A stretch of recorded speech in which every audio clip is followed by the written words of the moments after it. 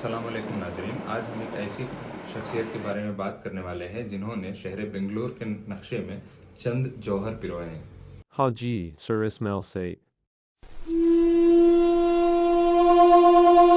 बस बेंगलोर शहर के चारों ओर घूमें और आप कुछ पुराने स्मारकों को देख सकते हैं जो हमें हाजी सर इस्माइल सैद की याद दिलाएंगे। उनकी परोपकारी गतिविधियों ने आधुनिक बेंगलुरु के निर्माण में मदद की।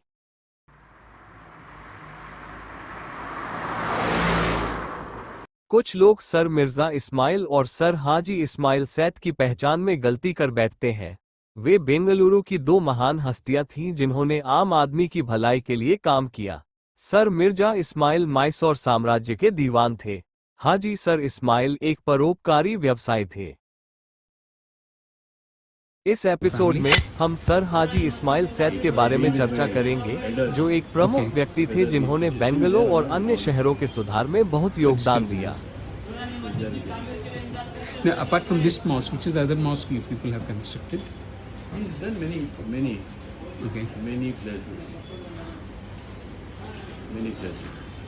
Regarding the history of the Ismail State के बारे में कुछ also. हाजी सर इस्माइल सैद का जन्म 7 मार्च 1859 को मैसूर में हुआ था। 1857 के सिपाही विद्रोह के बाद सैन्य पुनर्गठन के कारण बड़ी संख्या में सैनिक बेंगलुरु की छावनी में स्थानांतरित हो गए। 1870 में हाजी सर इस्माइल सैद के पिता हाजी सालेह मोहम्मद सैद अपने परिवार के साथ बेंगलुरु चले गए। हाजी सालेह मोहम्मद सैद का 1874 में निधन हो गया। 15 साल की उम्र में हाजी सर इस्माइल सैद ने व्यवसाय में अपना करियर शुरू किया। हाजी इस्माइल सैद ने अपने विभिन्न व्यवसायों के माध्यम से अंग्रेजों की जरूरतों को पूरा किया। उन्होंने इंग्लैंड से कई प्रकार के सामान आयात किए, जिनमें दूध पाउडर से लेकर मशीनरी तक सब कुछ शामिल था। ये बेंगलोर में रसेल मार्केट, जॉनसन मार्केट और केआर मार्केट जैसे बड़े बाजारों की स्थापना से पहले का समय था।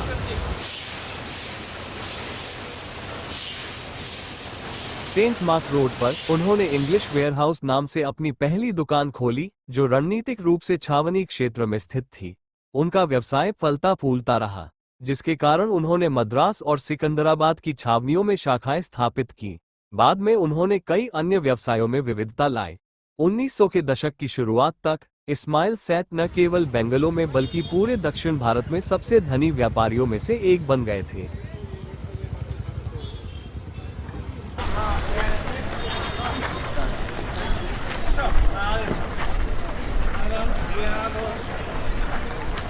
हाजी इस्माइल सैद ने कोलार गोल्डफील्ड्स में एक जनरल स्टोर खोला। 22 साल की उम्र में वह नव स्थापित कर्नाटक मिल्स में निदेशक बन गए, जो बाद में प्रसिद्ध बिन्नी मिल्स बनाने के लिए एक अन्य मिल के साथ विलय हो गया। उन्होंने बेंगलोर में ब्रिटिश सेना प्रतिष्ठान को विभिन्न प्रावधानों की आपूर्ति की। उन्होंने लकड़ी का व्यापार भी किया।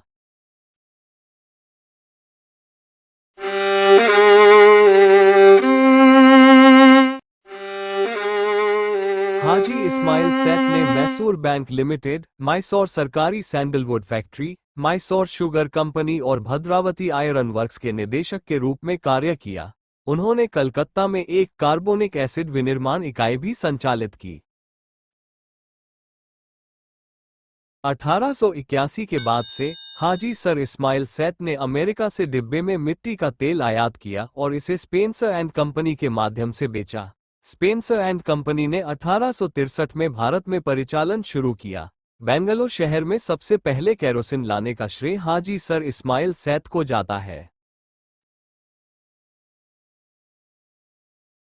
हाजी सर इस्माइल सैद ने मद्रास में गाड़ियों का उपयोग करके केरोसिन बेचने की प्रणाली शुरू की और बाद में इसे बेंगलोर और अन्य शहरों में विस्तारित किया। आजादी के बाद भी देश में गाड़ियों में केरोसिन बेचने का चलन जारी रहा, लेकिन 1970 के दशक के अंत में ये गाड़ियां गायब होने लगी। इसके अतिरिक्त वह मद्रास में पेट्रोल की खुदरा बिक्री शुरू करने वाले पहले व्यक्ति थे। 1888 में हाजी सर इस्माइल सैद को बेंगलोर में मजिस्ट्रेट नियुक्त किया गया था। 1911 में उन्हें मद्रास सरकार की विधान परिषद के लिए नामांकित किया गया। 1919 में मैसूर महाराजा ने उन्हें फख-उत-तुजा की उपाधि से सम्मानित किया। उन्हें 1923 में अंग्रेजों द्वारा नाइटहुड की उपाधि से सम्मानित किया गया था। 5 अगस्त 1927 को हाजी सर इस्माइल सैद को अंग्रेजों ने रसेल मार्केट का उद्घाटन करने के लिए आमंत्रित किया था। अंग्रेजों ने उन्हें एक स्मृति चिन्ह भेंट किया, रसेल मार्केट की एक चांदी की चाबी की प्रतिकृति। इस कुंजी में सबसे ऊपर ब्रिटिश ताज है और इस पर शिलालेख उकेरा गया है। रसेल मार्केट के उद्घाटन के अवसर पर हाजी सर इस्माइल सैद को प्रस्तुत किया गया। चांदी की चाबी सी कृष्ण या चेट्टी ग्रुप ऑफ ज्वेलर्स द्वारा तैयार की गई थी। 9 जनवरी 1929 को जब अल्लामा इकबाल बेंगलोर आए तो वह हाजी सर इस्माइल सैद के आवास पर रुके। हाजी इस्माइल सैद के पास देश के कई प्रतिष्ठित क्लबों जैसे Willingdon sports club, Bombay, Calcutta club और national liberal club of London की सदस्यता थी। 1925 में उन्होंने बेंगलोर में गोशा अस्पताल की स्थापना की, जिसे वर्तमान में HSIS गोशा अस्पताल के रूप में जाना जाता है। गोशा अस्पताल के बारे में विवरण भविष्य के एपिसोड में शामिल किया जाएगा। 1927 में हाजी सर इस्माइल सैद ने सरकारी केआर से जुड़ी बाह्य रोगी औषधालय का भी निर्माण किया, मैसूर में अस्पताल। इसके अतिरिक्त उन्होंने भारत के विभिन्न क्षेत्रों में कई मस्जिदों का निर्माण कराया। फ्रेजर टाउन में प्रसिद्ध हाजी सर इस्माइल सैद मस्जिद का निर्माण उनके द्वारा किया गया था। हम आगामी एपिसोड में इस मस्जिद के बारे में अधिक जानकारी प्रदान करेंगे।